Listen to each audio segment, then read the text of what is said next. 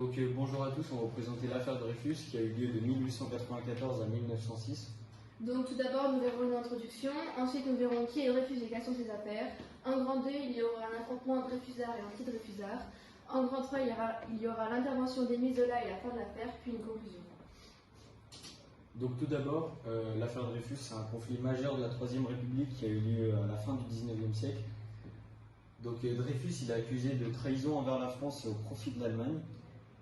Et donc c'est un conflit social et politique parce que comme on le voit dans cette caricature issue du Figaro, on a la représentation d'un dîner de famille et une fois que le sujet de l'affaire Dreyfus est évoqué, il y a un conflit et donc c'est aussi politique puisqu'il y a un affrontement entre Dreyfusards et anti-Dreyfusards. Donc qui est Dreyfus et quelles sont ses affaires?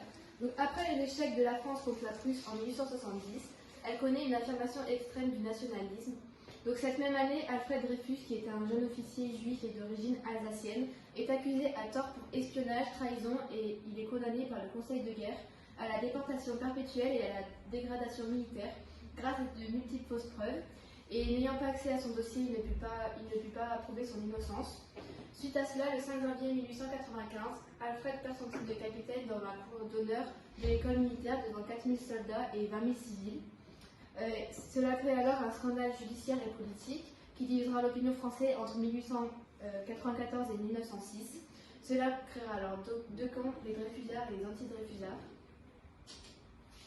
Donc déjà, qui sont les Dreyfusards et les anti-Dreyfusards? Alors les Dreyfusards sont ceux qui vont défendre les idées de liberté, république et donc qui sont pour l'innocence de Dreyfus, tandis que les anti-Dreyfusards sont des personnes antisémites qui sont donc anti-Dreyfus et qui sont contre cette innocence de Dreyfus.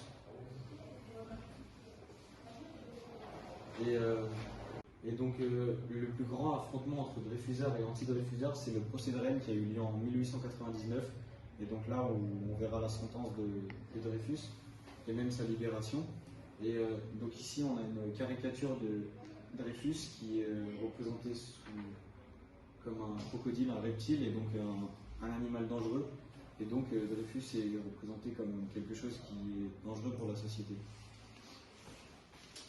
Donc l'intervention d'Émile Zola. Le 13 janvier 1898, Émile Zola publie dans le journal L'Aurore une lettre destinée au président de la République qui se nomme J'accuse. Ce journal il a été édité plus de 200 000 fois et il défend l'innocence de Dreyfus. Dedans, il dénonce une machination, donc c'est un ensemble de menées secrètes et déloyales pour faire aboutir à un mauvais dessein. Tout ça pour sauver l'état-major français. Zola rappelle dans un premier temps les circonstances de l'affaire, puis il revient sur la condamnation injuste de Dreyfus, ainsi que la trahison du commandant Esterhazy. Donc Esterhazy, c'est un autre officier qui a divulgué délibérément des informations à l'Allemagne. Zola vise alors plus particulièrement dans cette lettre les ministres de guerre, les officiers de l'état-major et les experts en écriture convoqués lors du procès d'Esterhazy. Ils sont responsables de la condamnation d'un innocent en acquittant un coupable, donc ce coupable c'est Esterhazy. La fin de l'affaire. Donc grâce à l'engagement public de Zola, Esterhazy est de nouveau exposé à des poursuites judiciaires qui aboutiront à sa condamnation le 23 février 1898.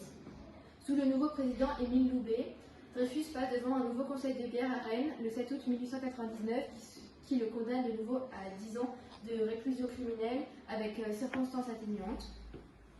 En 1903, Dreyfus demande la révision de son procès qui lui est accordée en 1904. Donc le 12 juillet 1906, la Cour de cassation annule sans renvoi son jugement et affirme que la condamnation portée contre Alfred Dreyfus est accusée à tort. Puis la Chambre vote une loi intégrant Dreyfus dans l'armée avec le grade de chef d'escadron. Et donc en conclusion, on peut en tirer des conséquences. Donc la presse c'est une véritable force dans cette Troisième République. On a par exemple l'exemple de J'accuse de Émile Zola. Et dans cette même période, on a eu la séparation de l'État et de l'Église en 1905. Et donc ça montre l'enracinement de la Troisième République. Dreyfus est décédé le 12 juillet 1935 et il a laissé en héritage les lettres d'un innocent qui ont été rédigées lorsqu'il était en prison. Et donc on peux vous montrer une petite vidéo récapitulative.